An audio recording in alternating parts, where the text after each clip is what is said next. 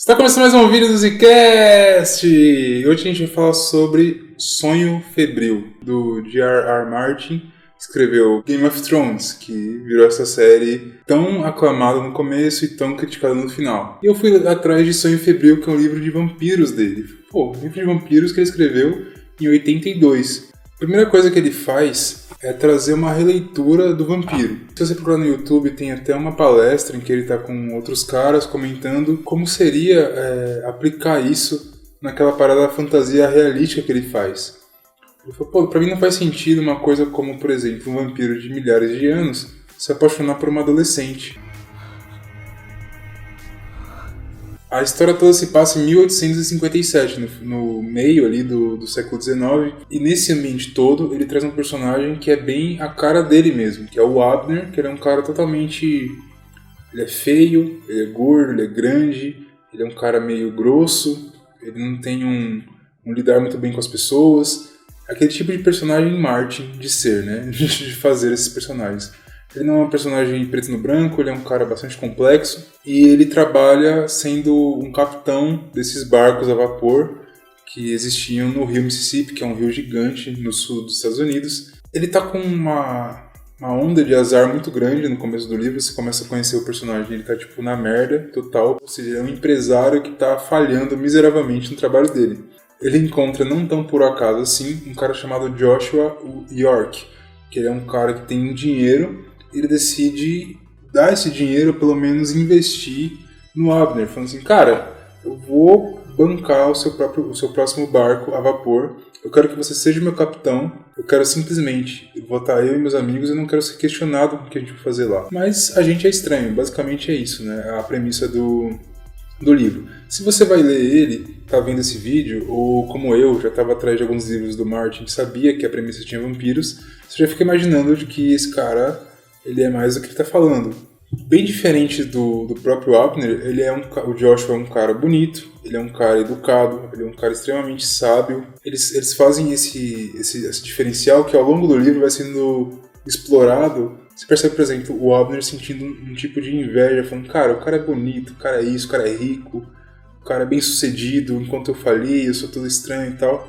Você sente isso sem ele falar isso, mas com as atitudes dele, ou com os pensamentos dele, existe uma certa invejinha entre os dois que faz com que essa amizade seja uma amizade muito real. A ideia que eu comentei de sci-fi com vampiros, aqui pode ser que entre em alguns spoilers pontual. Eu não vou falar qual que é o final do livro, ou alguma coisa desse sentido, mas pode ser que seja algumas coisas que você queira ler. Então fique avisado que pode ser que tenha algumas coisinhas que podem estragar. O livro é incrível, se você for ler, é muito bem escrito, tem plots que são muito interessantes e os personagens, como eu estou comentando até agora, são muito legais. A ideia sci-fi de vampiro que ele traz é pensar que o vampiro, na verdade, é como se fosse um ser humano que evoluiu diferente, e ele tem um desejo extremamente doentio, que é o sangue. Ele precisa do sangue para sobreviver, ele tem um vício muito grande com sangue.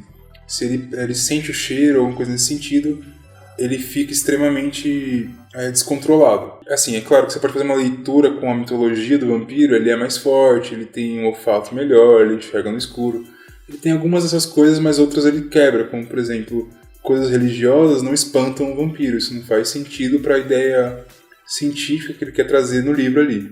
Isso acaba trazendo um plot interessante para o livro que vai sendo desenvolvido, que é o próprio Joshua imaginando que, se ele é um vampiro, não um ser mitológico, ele pode pensar em alguma forma de quebrar esse vício e salvar os vampiros.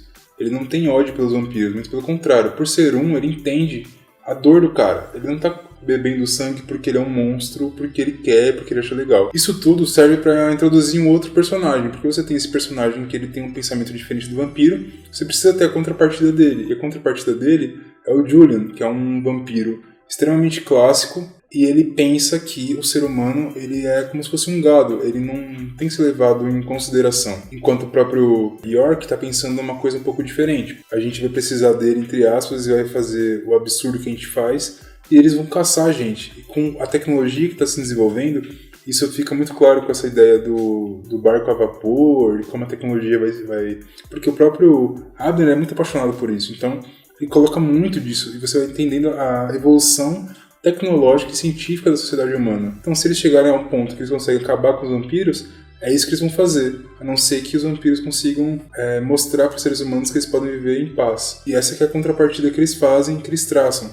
Tem um outro personagem também que é introduzido, que ele é um cara branco, extremamente fraco, fragilizado e sente que está perdendo espaço nos Estados Unidos daquela época, que traz uma leitura muito atual do que a gente está passando hoje em dia. Tem muito americano hoje em dia, por exemplo, que se sente menosprezado ou inferiorizado em relação a imigrantes que vão para lá e conseguem um emprego que ele não tem, coisa nesse sentido. Então acaba sendo um livro de 82 que é bastante atual nesse sentido. E eu acho que aí a gente pode começar a pensar um pouco em uma das coisas que eu acho que mais gostei, além, é claro, adorei a parte sci-fi de trazer como que o vampiro essa releitura e toda essa parada eu adorei, a história, os personagens. Mas eu gostei muito também de como ele consegue colocar esse plano de fundo da guerra civil que está para acontecer. Então ele coloca uma série de personagens discutindo ali no fundo. Você vê esses abolicionistas, que absurdo, o que esses caras estão pensando? Ao mesmo tempo que ele coloca esse próprio personagem que eu falei, indo buscar escravas para os vampiros do Julian sugarem o sangue e sentindo o desprezo dele em relação àquela escrava, ele mostra esse tipo de preconceito que faz um paralelo muito forte. O York pensa que eles são irmãos dos seres humanos. Por que o Julian não pensa assim? Por que ele não quer pensar, apesar das consequências que pode trazer? Apesar do absurdo que pode trazer, não existe necessidade para isso, já que o próprio York ele desenvolve um líquido que consegue meio que suprimir a vontade pelo sangue. É uma coisa química, uma coisa sci-fi, como a gente estava falando. Então, não tem porquê, não existe esse motivo a não ser uma coisa da cabeça do Julian. Tem uma hora que o próprio Julian fala, vocês humanos, contra um próprio irmão seu, vocês fazem essa segregação, porque eu, que sou diferente de vocês, não vou fazer. Ele traz isso, é muito vivo na história. Ele tem um final meio água com açúcar, eu não vou falar. Esse livro está mega recomendado, eu acho que você tem que ler se você não leu ainda. Ele escreve muito bem, mesmo na narrativa, não só nos diálogos, né? Ele é um cara, o Martin ele é muito bom no que ele faz. Se você gosta da história americana, ele traz conceitos. É incrível, ele é um livro muito bom mesmo. Então fica mega recomendado. Se tiver na Amazon aí, a gente vai deixar o linkzinho aí embaixo. Caso você gostou e queira ler, compre pelo nosso link, porque a gente acaba ganhando alguma coisa com isso. E você não vai pagar mais caro também. Se você curte o que a gente está fazendo, gostou do vídeo, dê o like, comente o que você achou. Tem também nosso podcast, que está aí há vários anos, que é o Zcast. Se você procurar no Spotify, Podcast Addicted, vários outros agregadores de podcast que você vai encontrar. Curta, compartilha, que é nóis.